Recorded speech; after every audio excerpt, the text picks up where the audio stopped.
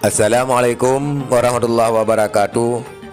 Alhamdulillah saudara-saudara sekalian, pada kesempatan yang singkat ini kita akan membahas tentang senjata serbu AK-47 ataupun automat Kalashnikov ataupun AK-47, di mana AK-47 ini mempunyai keunggulan yang lebih daripada senjata serbu lainnya seperti M16.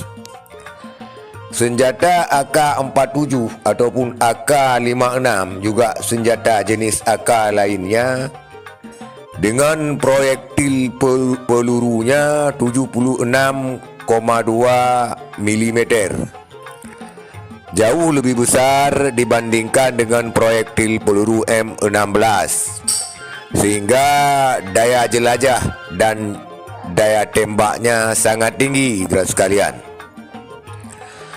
Saudara-saudara sekalian, singkat saja pada kesempatan ini kita membahas keunggulan daripada senjata AK-47 dibandingkan dengan senjata serbu NATO lainnya seperti M16, saudara sekalian. Yang pertama, keunggulan daripada AK-47 dibanderol dengan harga yang sangat murah, di mana AK-47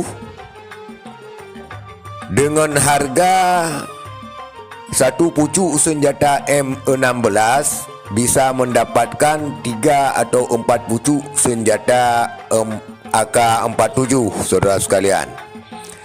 Kenapa demikian? M16 senjata yang diproduk oleh Amerika Serikat ini dengan harga 2.500 US dollar per pucuknya. Sedangkan AK-47 yang ori, yang mempunyai lisensi ori ataupun keasliannya 100%, juga harganya hampir sama dengan M16, saudara sekalian.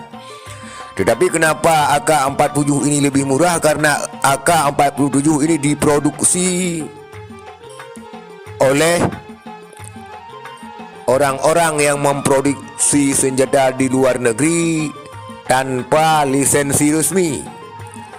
Artinya banyak diproduksi tanpa lisensi resmi, tetapi kekuatannya sama dengan yang ori, sehingga harga jualnya murah, yaitu satu pucuk senjata M16 dapat 3 atau 4 pucuk senjata AK-47. Maka tidak heran senjata AK-47 ini sering digunakan oleh para gerilyawan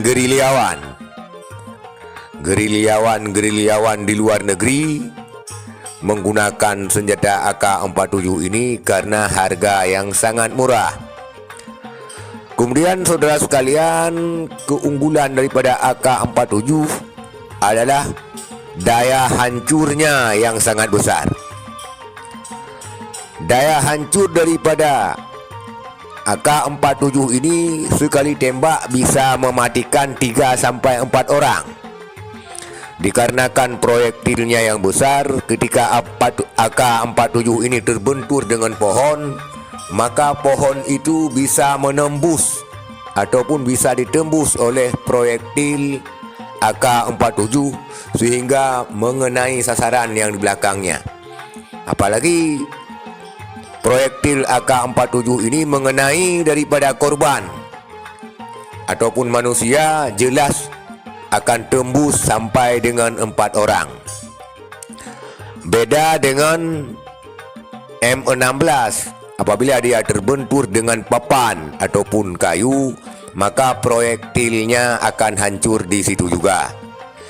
Kemudian keunggulan yang ketiga daripada senjata AK-47 ini adalah ketahanannya, di mana AK-47 bisa digunakan dalam air dengan akurasi tembak yang sangat bagus.